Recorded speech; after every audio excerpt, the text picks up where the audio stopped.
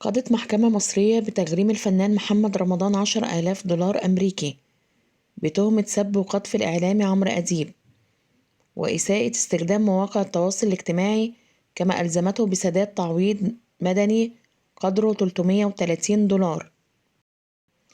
كما قضت المحكمة الاقتصادية في القاهرة برفض الدعوى المقابلة لدعوة الإعلامي عمرو أديب بعد أن قررت جهات التحقيق إحالة العرائض المقدمة من قبل الإعلامي ضد الفنان محمد رمضان إلى محكمة الجنايات.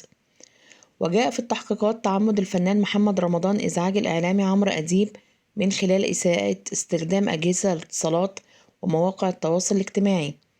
وكانت الخلافات بين محمد رمضان وعمرو أديب قد بدأت عندما ظهر الأخير وهو ينتقد رمضان عقب نشره مقطع فيديو على موقع انستجرام ظهر خلالها وهو يلقي العديد من الدولارات في المياه عندما كان مستلقيا في حمام السباحة.